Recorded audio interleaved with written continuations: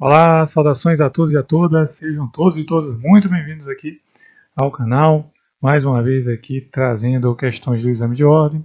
Eu sou Matheus Ferreira Bezerra, professor, advogado, doutor em Direito pela Universidade Federal da Bahia e continuando aqui a analisar questões referentes ao exame de ordem da OAB, trazemos hoje mais uma questão de Direito Civil, essa aplicada no 29º concurso, na 29ª edição da prova do exame de ordem, que foi aplicada no ano de 2019. Vamos à questão?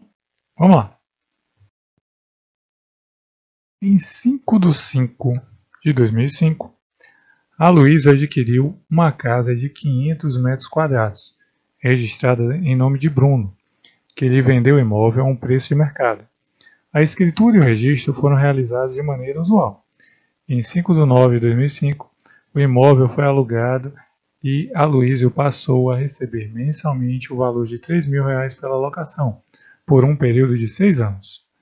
Em 10 de 10 de 2009, Aloísio é citado em uma ação reivindicatória movida por Elizabeth, que pleiteia a retomada do imóvel e a devolução de todos os valores recebidos por Aloísio a título de locação, desde o momento da sua celebração. Uma vez que Elizabeth é judicialmente reconhecida como verdadeira proprietária do imóvel, em 10 de 10 de 2011, pergunta-se: é correta a pretensão da autora ao recebimento de todos os aluguéis recebidos por Aloísio? Vamos lá. Alternativa A. Sim, independentemente da sentença de mérito, a própria contestação automaticamente transforma a posse de Aloísio em posse de má-fé, desde o seu nascedouro, razão pela qual todos os valores recebidos pelo possuidor devem ser ressarcidos. B. Não. Sem a ocorrência de nenhum outro fato, somente após a sentença favorável ao pedido de Elizabeth, na reivindicatória, é que os argumentos poderiam ser considerados verdadeiros, o que caracterizaria a transformação de posse de boa-fé em posse de má-fé. Como o possuidor de má-fé tem direito aos frutos, Aloísio não é obrigado a devolver os valores que recebeu pela locação. C. Não. Sem a ocorrência de nenhum outro fato, e uma vez que Elizabeth foi vitoriosa em seu pleito, a posse de Aloísio passa a ser qualificada como de má-fé desde a citação no processo, momento em que Aloísio tomou conhecimento dos fatos, ao final reputados como verdadeiros, extinguindo, em tais condições, a devolução dos frutos recebidos entre 10 de 10 de 2009 e a data do encerramento do contrato de locação. D. Não. Apesar de Elizabeth ter obtido o provimento judicial que pretendia, Aloísio não lhe deve qualquer valor, pois, sendo possuidor com justo título, tem em seu favor a presunção absoluta de veracidade quanto à sua boa-fé. Bom, vamos trazer a questão, ela vai falar sobre a posse e vai falar sobre posse de boa-fé e posse de má-fé. Então, para ajudar no esclarecimento da solução dessa questão, vou apresentar aqui os artigos do Código Civil. Vamos lá. Primeiramente, temos aqui os efeitos da posse. O artigo 1214 ele fala: o possuidor de boa-fé tem direito, enquanto durar, os frutos percebidos. Bom, se estiver de boa-fé, ele terá os frutos. Se ficar caracterizada a má-fé, ele deverá devolver os frutos. É o que diz o artigo 1216. O possuidor de má-fé responde por todos os frutos colhidos e percebidos, bem como pelos que, por culpa sua, deixou de perceber, desde o momento em que se constituiu a má-fé, tem direito às despesas e à produção. Então, nós temos aqui que a identificação do momento da boa-fé e da má-fé são cruciais para o desdobramento dessa questão, uma vez que, estando de boa-fé, ele tem direito aos frutos. A partir do momento que estiver caracterizado a má-fé, ele deverá devolver esses frutos. Bom, e como a gente vai caracterizar essa boa-fé? E aí nós temos aqui, na parte da posse e sua classificação, o artigo 1201, ele fala o seguinte: é de boa-fé a posse se o possuidor ignora o vício ou o obstáculo que impede a aquisição da coisa. Parágrafo único. o possuidor com justo título tem por si a presunção de boa-fé, salvo prova em contrário, ou quando a lei expressamente não admite esta presunção. Então veja que tem uma das disposições que fala, uma das alternativas que fala que a presunção é absoluta. Não é. Tá? E a boa-fé, ela se considera até o momento em que você não vai ignorar o vício.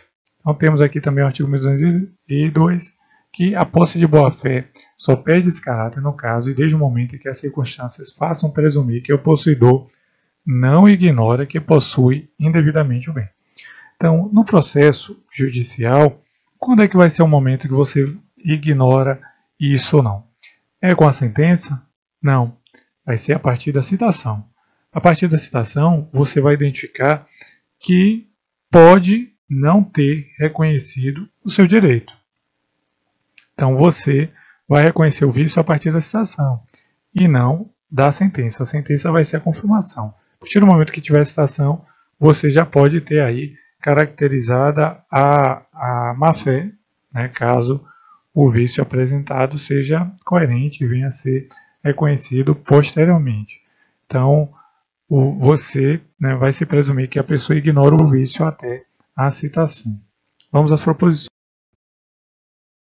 No caso das alternativas. Alternativa A diz o seguinte: sim. Vou repetir aqui a pergunta. É correta a pretensão da autora ao recebimento de todos os aluguéis recebidos por Aloysio? Sim. Independente da sentença de mérito, a própria contestação automaticamente transforma a posse de Aloysio em posse de má-fé desde o seu nascedor. Não.